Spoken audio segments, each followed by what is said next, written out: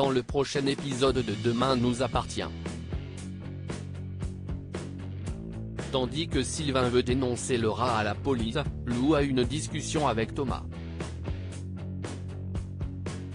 De son côté, Chloé veut organiser un mariage surprise.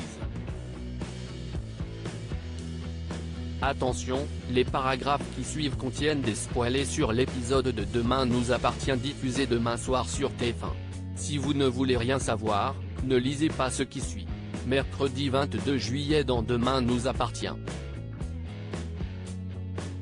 Sylvain veut dénoncer Laura à la police dans la matinée, Laura remercie Luc d'avoir tenu tête à Thierry et Daniel. Le jeune homme, qui n'a aucune envie de la voir partir, tente de l'embrasser mais n'étant pas habitué au contact physique, elle recule. Et lorsque Luc précise qu'il n'a jamais eu lui non plus de copine, les adolescents s'embrassent.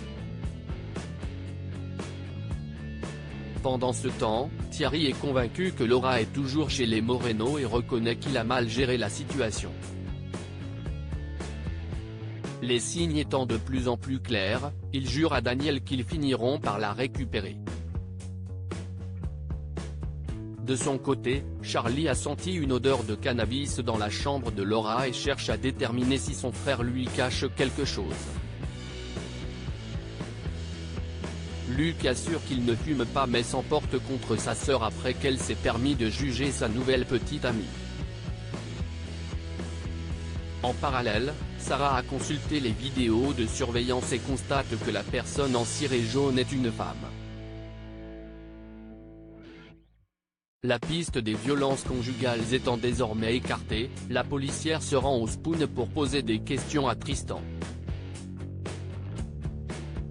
Alors qu'elle l'interroge, le gérant du bar indique que Laura a logé dans son hôtel plusieurs jours et que c'est Christelle Moreno qui s'occupait d'elle. Plus tard, Charlie informe Christelle et Sylvain que Laura fume du cannabis. Furieux, Sylvain débarque dans la chambre de sa belle-fille et la met sens dessus-dessous avant de retrouver la drogue. Pour se défendre, Laura affirme que cela servait seulement à calmer ses douleurs puis elle garantit qu'elle n'en ramènera plus chez eux. En fin de journée, Sylvain est en colère que son épouse refuse d'ouvrir les yeux concernant sa fille et pour protéger sa famille, il compte dénoncer Laura à la police. Lou a une discussion avec Thomas comme Soraya pense sérieusement à démissionner, Lou, qui s'est attaché à son assistante, essaie de faire en sorte qu'elle reste. En parallèle, Soraya a la tête ailleurs. Quand Rémi demande si elle a fait une machine récemment, elle s'énerve et provoque une dispute. Certain que la jeune femme dissimule quelque chose, l'infirmier la questionne pour savoir si elle a l'intention de le quitter. Soraya répond que non mais Rémi n'y croit pas et part travailler.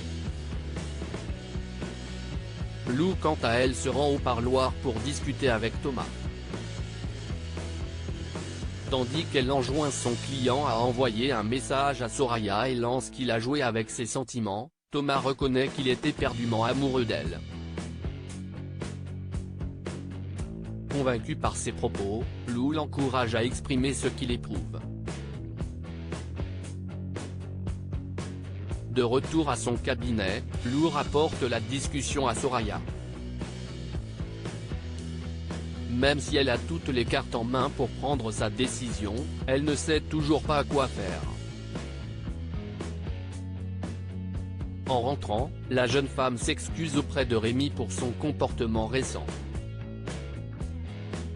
Au moment où ce dernier s'approche pour l'embrasser, Soraya choisit d'aller prendre une douche et reçoit un message de Thomas qui lui déclare sa flemme.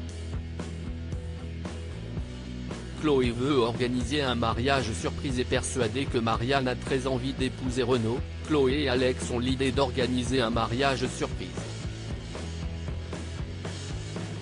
Afin de mettre son plan à exécution, le couple sollicite l'aide de Samuel pour organiser la noce de leurs parents. Malheureusement, Samuel estime que c'est une mauvaise idée mais certifie cependant qu'il sera présent lors de la cérémonie. Chloé et Alex rejoignent ensuite Renaud pour lui faire part de leur idée. Alors qu'il craint que sa compagne ne le prenne mal, la fille Delcourt se dit certaine que cette union permettra à sa mère de tourner la page. Comme Alex propose de l'assister pour tout organiser, Renaud accepte plus heureux que jamais.